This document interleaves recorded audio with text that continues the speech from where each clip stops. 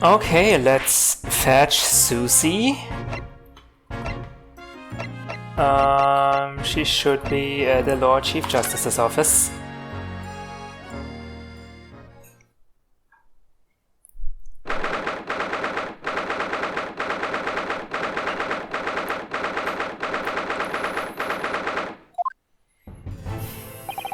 Yes. No matter how many times I come here, I always get the same sense of oppressiveness somehow. Do you think the place is oppressive? I think it's normal. How so? I mean, look at that suit of armor over there. You can't take that seriously, can you? Maybe it thinks the same about you. So everything is clear with regard to tomorrow's arrangements, I trust. Yes, thank you very much. There they are, Susato-san and Lord Strongheart. I wonder what they're talking about. They both look very serious. Very good. There is nothing further to discuss. You may return to your lodgings.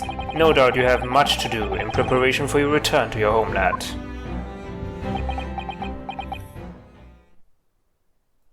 Wait, what? Return to her homeland? Susato-san, are you leaving me alone here? Wait, what did he just say?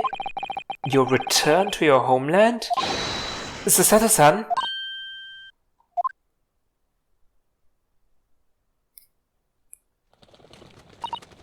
Oh, Mr. Naruhodo? What was all that about? Oh, what was all that about?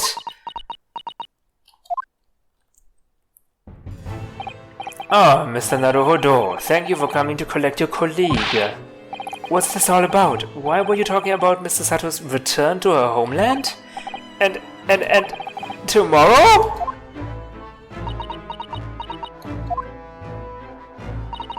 Tomorrow? But what about Jenny's trial? You mean... she's been formally charged now? Oh dear.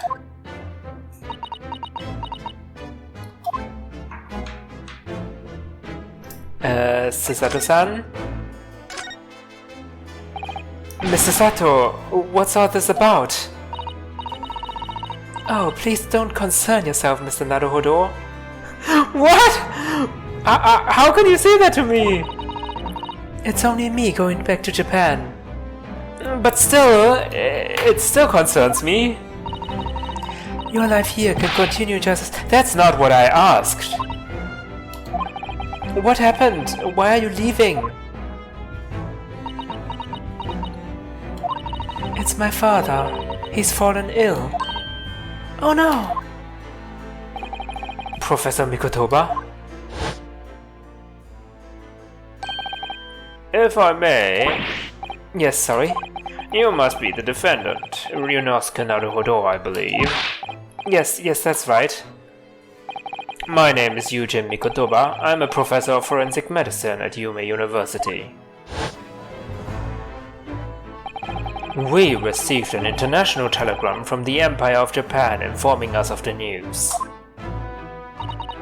10 days ago, father collapsed with a fever. The cause is apparently unknown. And it seems he grows weaker day by day. I don't believe it.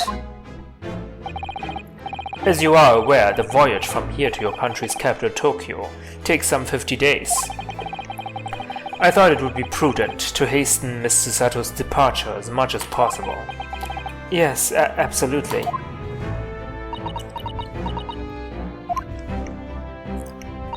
I will leave London first thing tomorrow morning. I can't believe this is happening.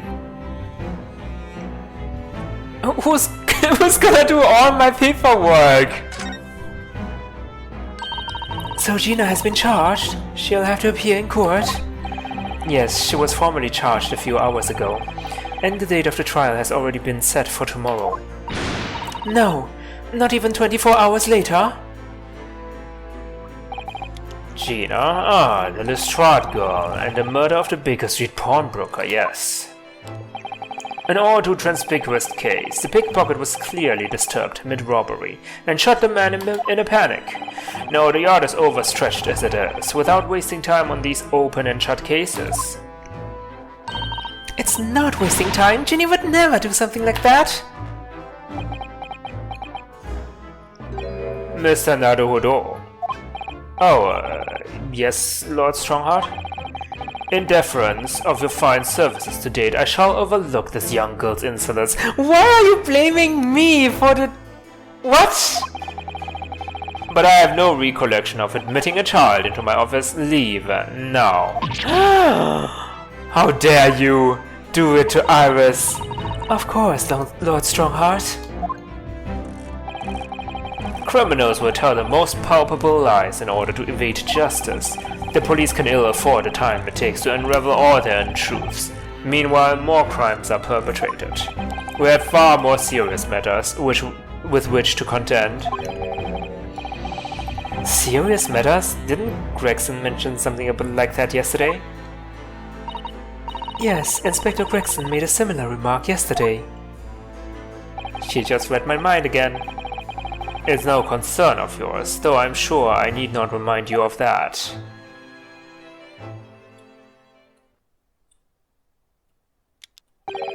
"3 minutes precisely until my next meeting. You must excuse me." There's just one more thing, Lord Strongheart. Which is... It's Miss Lestrade's trial. I wonder if you might permit me to defend her. A timely suggestion. Sorry? The girl currently has no representation. But that's not fair. Yes, she may be a pickpocket, but she still deserves a fair trial. Do not misunderstand me, young lady. The government provides for those too poor to afford representation with a public defender. The accused need only sign the relevant paperwork, and a defense barrister will be assigned to the case. However, the young girl in question has refused that right. Why would she do that? A question you would do well to direct at Miss Lestrade. You'll find her in the local prison. Yes, thank you. Now then, it's time I was leaving. Good day to you. What a day. Gina charged with murder. Susato-san about to leave.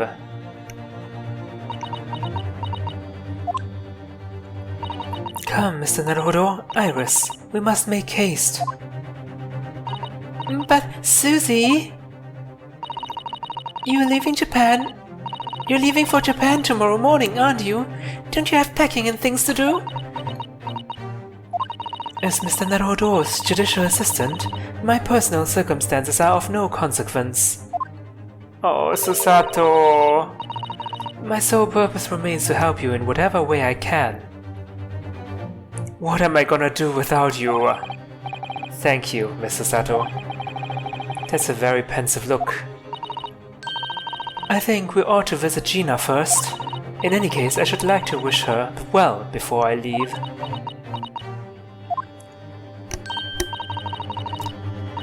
Yes, that sounds like a good idea. Let's go! If I'm honest, this has completely thrown me off. I just have to do what I can as a lawyer. Hopefully Susato-san can convince Gina to sign everything.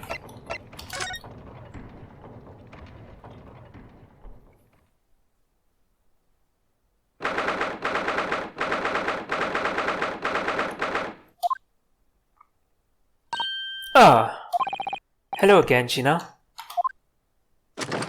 Oh, please don't. Please don't. What are you lot here for now? To have the muzzle of that grenade launcher shoved in our faces yet again, obviously. I think I need to improve the way you load ammunition into that thing, don't I? Don't encourage her, Iris. Look, you can come as many times as you like, but I ain't got nothing more to say to ya.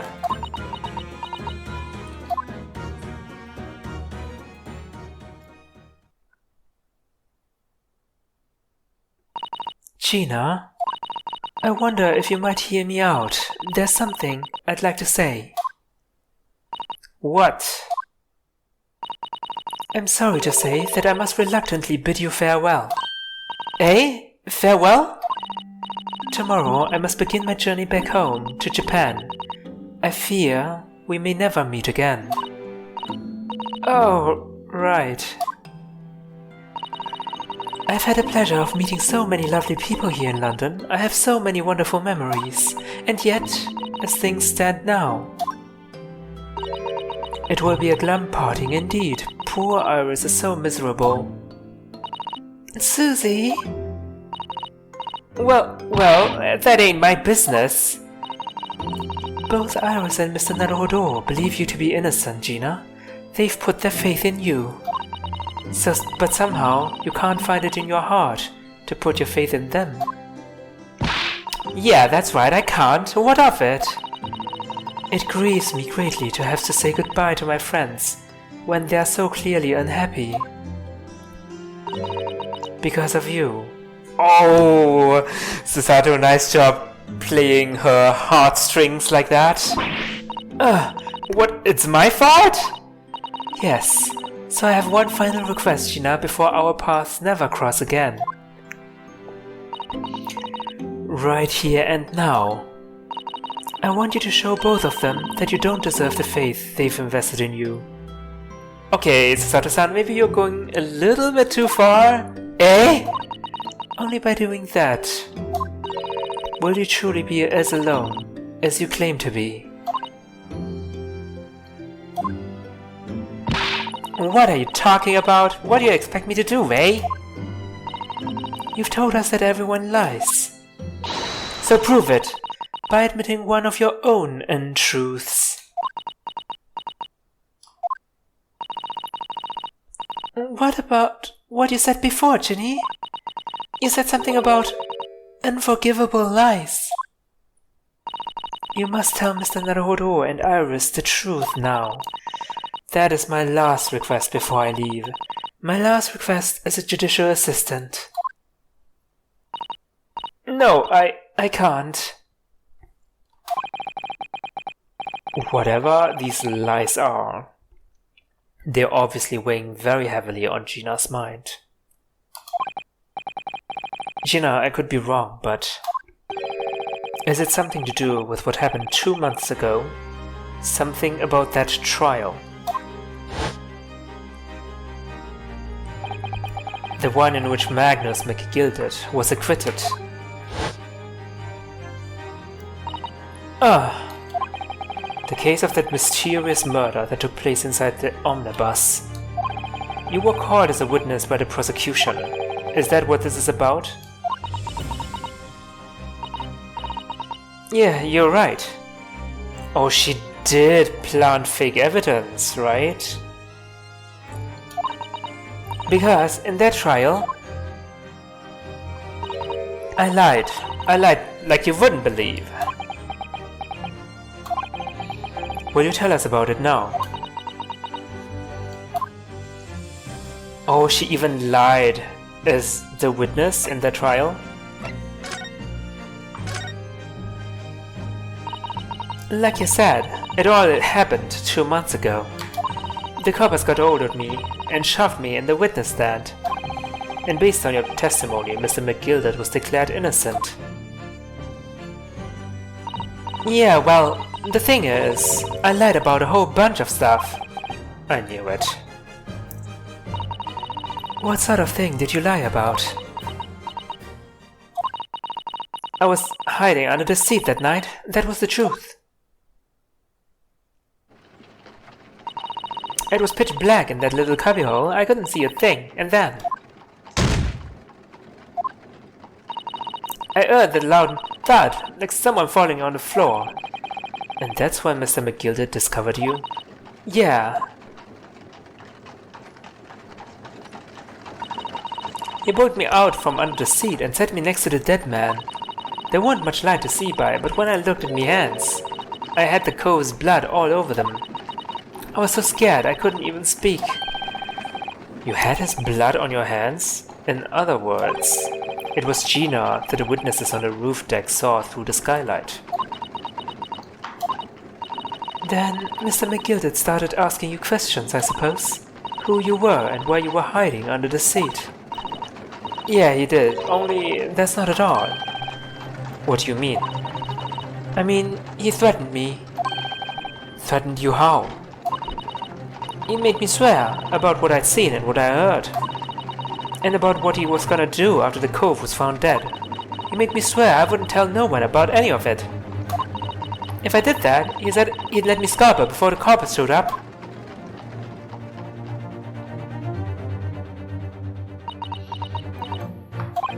Gina, you must tell me what he swore you to secrecy about. What you saw, what you heard, everything.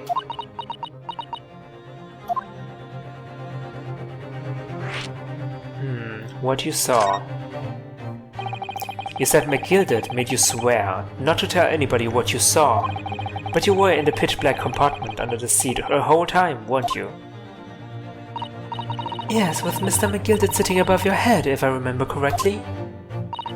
Yeah, that's true, but it was when I heard the thud of the cove hitting the floor, I let out a little scream, see? Couldn't help it. McGilded heard that and dragged me out by my arm, and that's when I saw it. It was on the floor next to the old geezer, what had been stabbed. A disc, all bright and shiny. A disc? Do you mean... Yeah, that's it. The one what the deed took off me at Windybanks. So the music box disc was there, on the floor of the omnibus. Not for long, McGilded spotted it straight away. He picked it up, smarted, and stuffed it in his inside pocket. So that disc was in the omnibus 2 months ago at the scene of Mr. Mason's murder. And the bog trotter told me I want to mutter a word of it to no one. What you heard?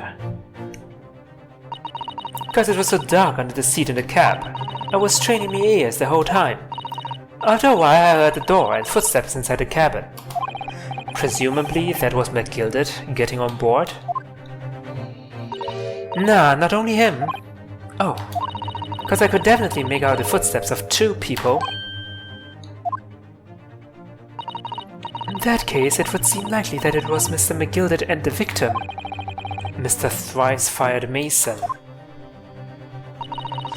In his testimony during the trial, Mr. McGilded claimed he slept during the carriage ride.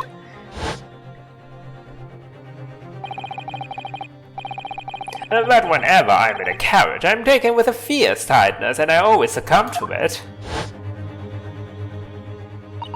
And your own testimony, Gina, supported this.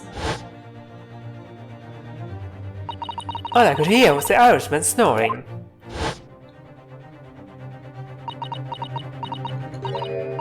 Yeah, that wasn't exactly true. Neither of them was asleep. I could hear them talking the whole time, in low voices. What? What were they talking about? Sorry, I don't know. The sound of the horses and the wheels was too loud. But that still tells us something. Mr. McGilded and the victim knew each other.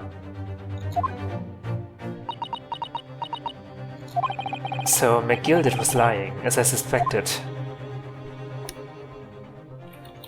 After the event, I knew it wasn't gonna take long before someone raised the alarm that the bloke had been killed. Yes, you were quite right. The other passengers on the roof deck noticed it very quickly. So when the cab came to a stop, McGilded told me to hide back under the seat again. I climbed in and waited. The 2 coves from up top ran off to get the coppers. Yes, Mr. Fairplay and Mr. First. Right, and after they'd gone, McGilded asked the driver to do him a favor. A favor? Now then, fella, what I need you to do is take this coat of mine and deposit it with a nearby pawnbroker. And for your troubles, let's see now. Aye, I give you 10 guineas. A nearby pawnbroker, you mean on Baker Street? Yep, you got it. It was Windybanks. The coachee snapped up the money and ran off to pop this coat as fast as he could. So then there was no one left in the carriage. McGilded opened the box under the seat and let me get out of there, but not without conditions. I see. Conditions? What were McGilded's conditions then? For letting you go free, I mean. Not telling a soul, not for anything, about what I saw and what I heard. And there was something else as well. There's more? Yeah, this is the most important thing, he said. I'm after sending the coachman on a little errand for me with some small change in his hand. Now then, did you hear what I asked of him? Did you see anything at all? At all? You asked him to go pop your weasel, right? Aye, the fiend's taking me overcoat to deposit with a pawnbroker hereabouts, and I want you, lass, to take the redemption ticket for it. Do you understand? What? You want me to have the ticket? That's right, and I'll come fetch it from you later, sometime within the next 2 months. You have to hang on to it until then, is that clear? And whatever you do, don't lose it. Alright then. And in case I might happen to be delayed at all, you have to go to the pawn shop, Windy Bank so it is, and you have to extend the loan before the 2 months is up. If you forget, the article will be forfeited and any old fiend could come along and buy it. But I ain't got that kind of brass. Here's £5, that should be enough. Do we understand each other, lass? Don't try anything funny now. If you go against me... Yeah, I get it. Good, and one more thing. In a few days from now, you'll be visited by the police, I've no doubt. The coppers? Aye! They'll come asking you to take the stand in court, to testify as a witness. So let's just have a wee chat about that, shall we? What it is that you might say, and what it is that you won't.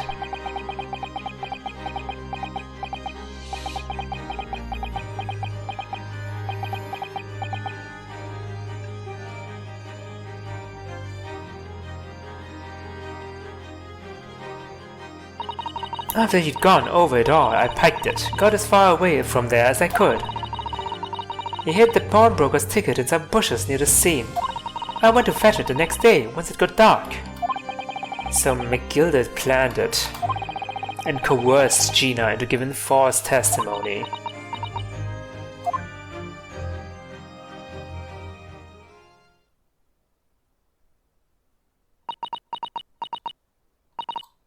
I bet you're ready to string me up, eh? I lied in that big old courtroom. I told some corkers. The thing is, he said it would make it so we couldn't live in the East End no more. That's what he threatened me with. What a wicked man! He knew everything what went on in the back slums.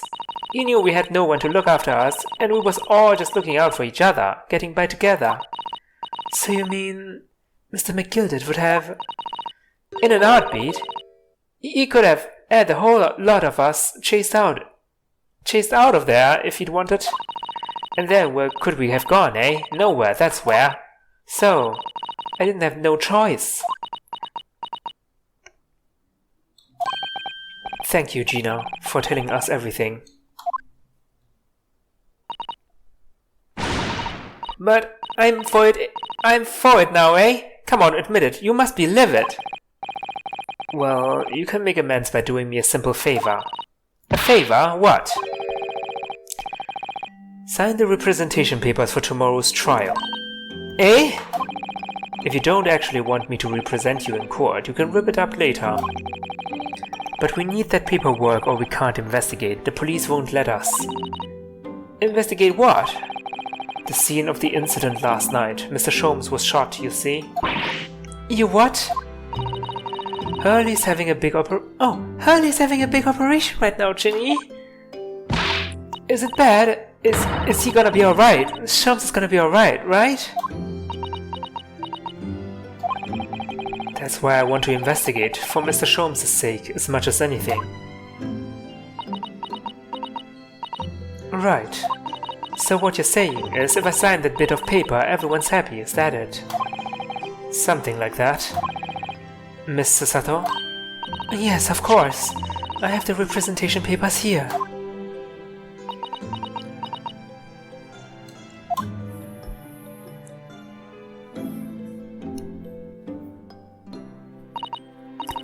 I don't need no one to stick up for me though. No lawyer or nothing.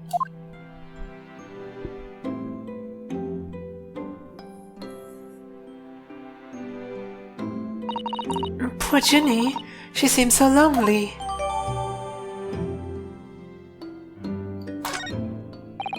Well, at least this should mean we can investigate the scene at Windybanks now. Yes, and perhaps we can come back to visit Ginny when we're done here. Okay. Come back visit Ginny. I feel like we finally cracked Gina. She's opened up to us at last. And now I have her representation papers. No one else knows just what a responsibility that is. Well, I mean, she might rip it up later, but...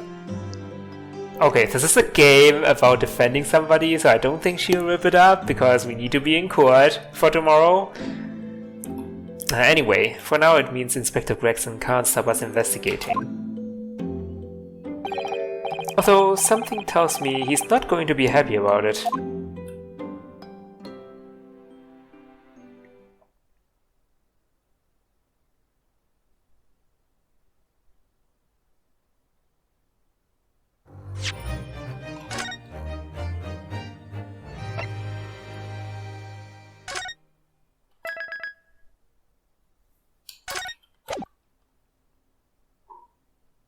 Oh, we're back!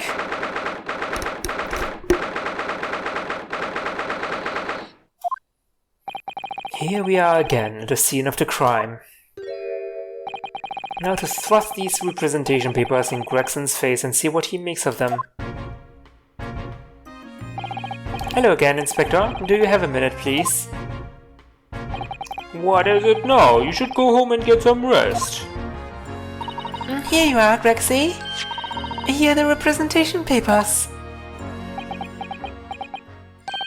Your ladyship? Wow! I don't believe it. How the devil did you get that stubborn ragabash to sign that? I salute you. That is good work, that is. Oh, he's not unhappy about it. I can see you've been very busy here as well.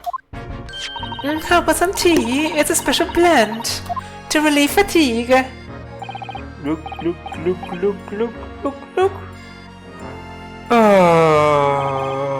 Lovely. Well, let's see now. Yes, I hardly feel tired at all. I'm fit as a fiddle, your ladyship. Would it be alright if we investigated the scene of the crime then? Do as you please.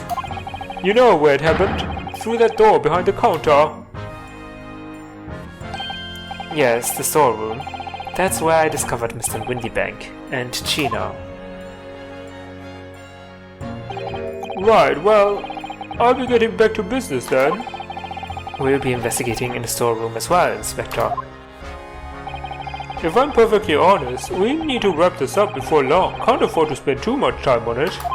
But there are so many articles to go through, it's taking forever, even with the lads walking around that clock. Which is a problem, cause there's another case the yard needs to investigate urgently. That must be what Lord Strongheart meant by far more serious matters before. So what I'm saying is, don't get under my feet, sunshine! Okay. Come then, let's not waste any time. Let's not, and directly. Look at that suspicious bloodstain on the calendar. Ah, look here. Oh yes, a bullet hole, and I can see the bullet is still lodged in the wall. Presumably, Mr. Windybank wasn't practicing with his revolver in his spare time. Ah, well... And Mr. Sholmes likes to practice in his drawing room whenever he can. He's very patriotic like that. Sorry? It's all there in the adventures of Sherlock Sholmes, you know. Isn't that right, Iris? Did I write something like that? Partly in jest, perhaps? Oh no, Iris, you're breaking Susanna-san's heart. In jest? Well, he doesn't do it often. It is quite a dangerous pastime. He doesn't do it often? He shouldn't even do it once. Forget that for now, Runo. Let's examine this bullet. What's that around the bullet hole? Is it blood? A suspicious red stain on the calendar. Aha! I may well be able to help you with that. What? There's nothing like the sight of blood to get the blood pumping, is there, Runo? What? I have a feeling I'm not as bloody-minded as you, Iris. I'm afraid the sight of blood makes my blood run cold. There you have it, you see. When it comes to blood, we're all different types. Yes, what a scientific observation. You mean the blood types? So you need this. Oh no, what is that scary looking thing? Ali and I haven't actually come up with a name for it yet. But as soon as you see it in action, you'll understand what it does. Watch!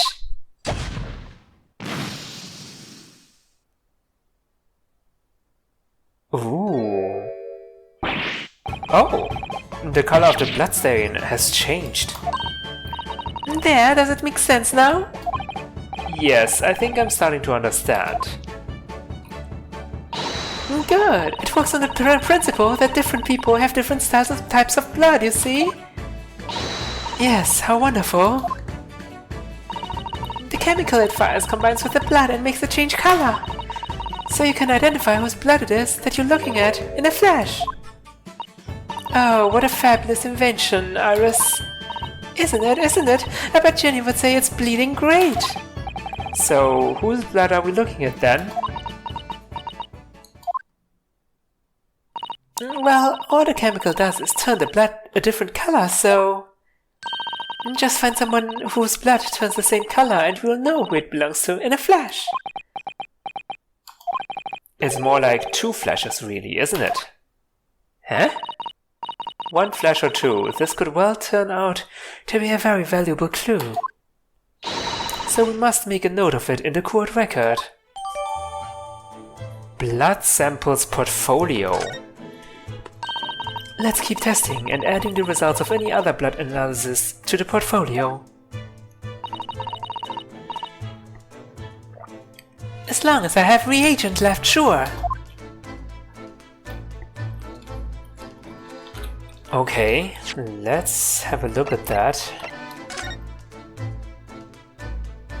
Okay, interesting. Unknown. And that's the representation papers. I, the undersigned, agree to legal representation by the lawyer named hereunder in regard to the following incident. Alrighty. Wait, why haven't we completed this yet? Green blood. It just seems wrong somehow.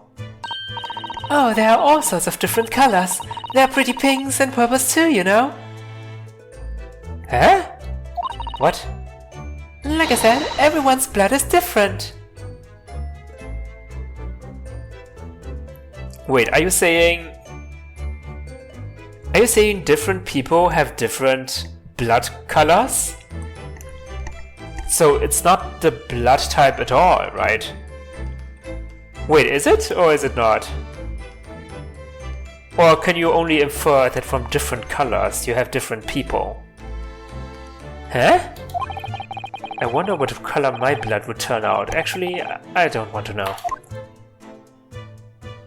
Wait, is this more like a DNA test than a blood type test? Interesting. This officer has been staring intently at the wall. Shh! Keep it down! Oh, sorry. There's a major clue just here. Oh, really? Then we must tell Grexy at once. But as soon as I report it, that'll be it. I'll be stuck here. Stuck here? What do you mean? I haven't been I haven't been home in 2 days already. I need another constable to relieve me and take over my shift.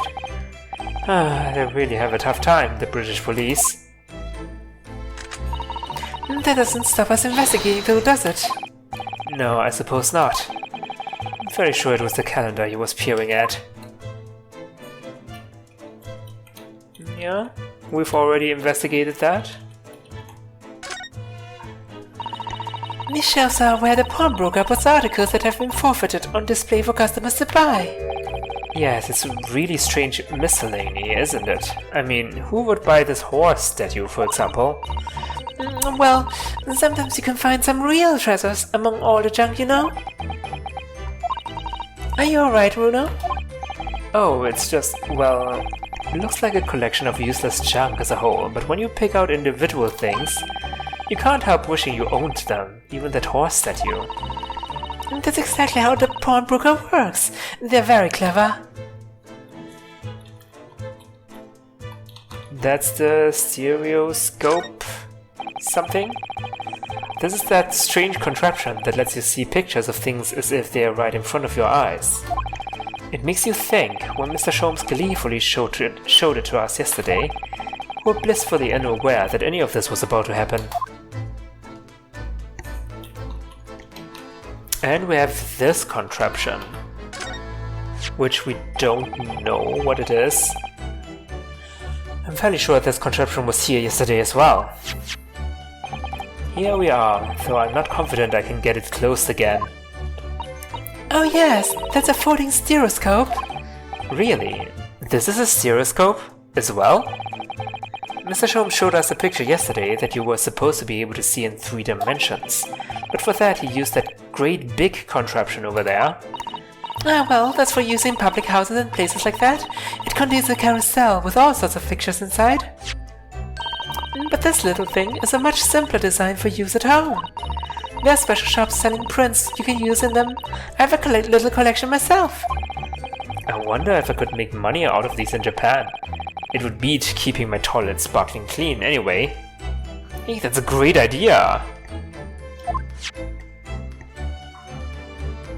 Oops, sorry, did not want to click on that again.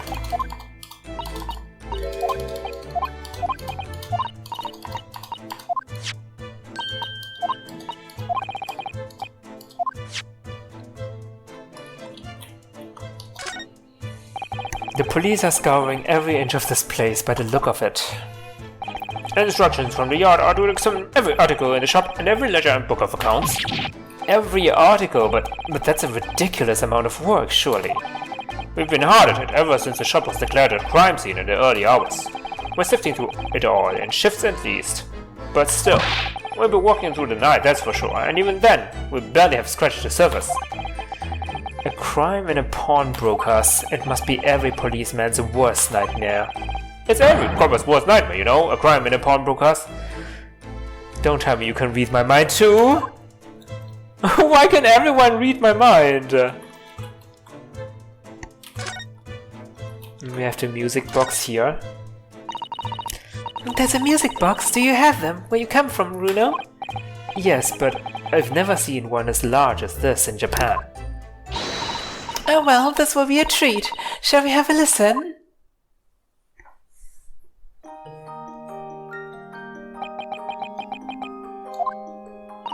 What do you think? Isn't it a pretty sound? It's a beautiful sound, yes, but it's a little hard to enjoy when all the policemen in the room are giving you fierce looks. Never mind that. If any of them say anything, I'll tell Grexy to have a word. Oh, that doesn't help with Grexy's popularity at all. Iris Wilson, Superintendent of Scotland Yard. You can say that. I still can't investigate those shards. Okay.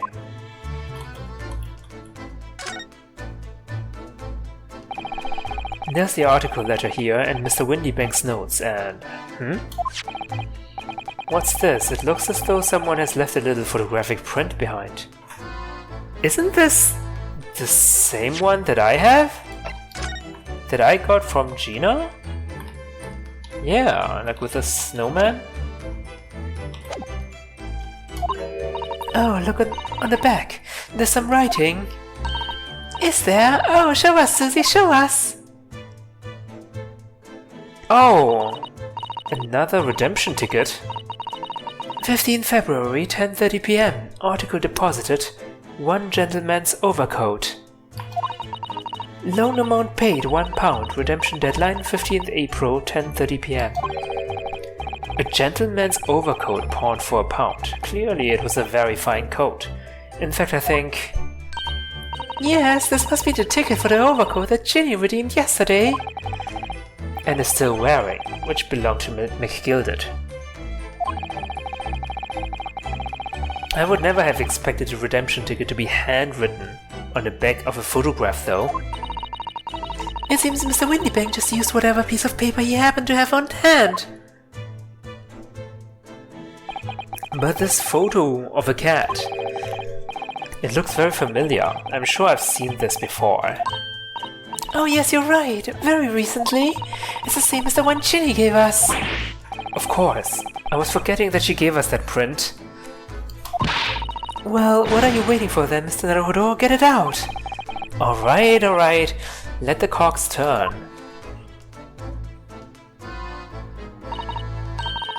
Yes, they are exactly the same.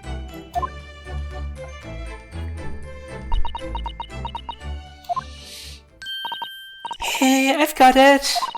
These two photographs hide an amazing secret! A secret? What does she mean?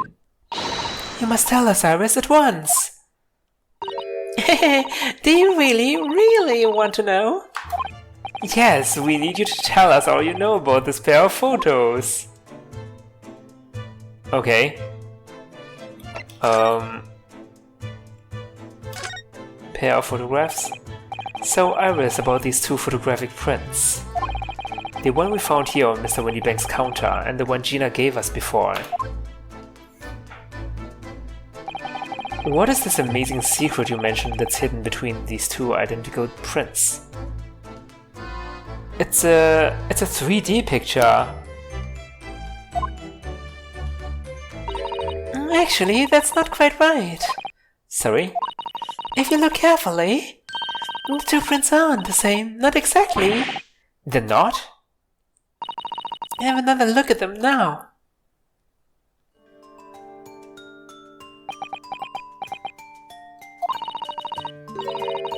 Can you see that they're just slightly different from each other? I think so. It's very subtle though. But what's the reason for the subtle difference between the two prints? Well, it's because they are set, you see? No, I don't. This pair of photographs is meant to be used in a stereoscope. Everyone in London is raving about them at the moment. Ah, a stereoscope. Why do I feel as though I've heard that before? Oh my god, you have a terrible memory! Oh yes, that's what Mr. Sholmes showed us yesterday. You see, there it is, just over there. Ah, yes, of course. That magical machine that makes pictures look almost real enough to touch. Well, actually... it's quite possible to see the same depth in pictures even without one of those contraptions. What? Really? You know how a pair of flat photographic prints can appear to have any depth in the first place? No, I have no idea. Oh, wonderful, then I'll be able to tell you. She's over the moon, bless her. Should we let her explain, though? We really need to carry on investigating the scene. I, for one, simply have to know. Okay. Sure, I guess this is non-optional. Have you ever considered, Runo, how our eyes see depth in the world around us? Well, I just open them and it works. But the reason it works is because we have two eyes. Two eyes? Shocking. If you try closing just one eye at a time, I think you'll see straight away what you see with your left eye and what you see with your right eye. No, ever so slightly different. You get a different view with each eye. Yes, the position of objects seems to shift slightly. Exactly, and in your head, your brain uses that shift to estimate depth as it merges the two views into one. That's how we can see depth in everything we see.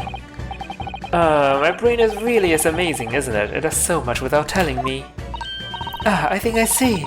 So the pair of photographs consists of a left eye view and the right eye view. Is that right? Oh, well done, Susie. You're so quick. So, if you can persuade your brain to merge the two pictures together in your head, you'd be able to see depth in these prints? Yes, Runo, you're beginning to understand. And the stereoscope's function is to act as your brain and allow you to do just that? Yes, but as long as you have two images, two eyes and one brain, you can actually do it yourself without needing a stereoscope at all. You can? Really? Okay. You have to be cross-eyed. Let's try it, see if you can view this pair of prints without the help of a stereoscope. Oh yes, I'm dying to have a go. Susato-san really loves this kind of thing. You need to be able to cross your eyes, that's the main thing. Can you both do that? Cross my eyes? I think I can. Watch me, and see if you can copy. Make your eyes do this. Alright, let me try. Are you ready, Mr. Naruhodo? Oh my god, we look so silly now. There, how's that? Wonderful, now it's your turn, Runo. The trick is to concentrate on looking at the bridge of your nose with both eyes at the same time. Not exactly an easy task when two people are staring at you cross-eyed. Alright, that's enough practice. Now let's try looking at the prints. Start by staring at one print and slowly crossing your eyes. You should see two overlapping images like this. You try it now, Runo. I'm just going to have to give it a try, I suppose.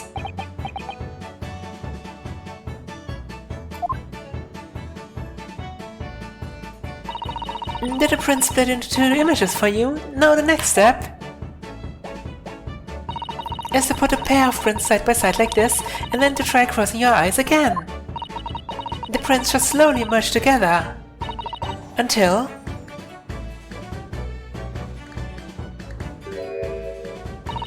they form a new single image in the center. Oh yes! Mr. Naruhodo, it works! I can see it in the middle now. It looks so real! Oh, I could look at it all day! I wouldn't advise that. Your eyes might get stuck. Your turn, Runo. Okay. Yes. Pretend you're looking through the two pictures and slowly cross your eyes. Keep adjusting until the two overlap in the middle. Like that.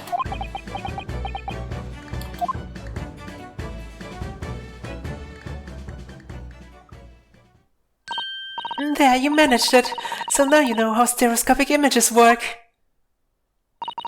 Well, I don't know who discovered it, but it really is quite extraordinary.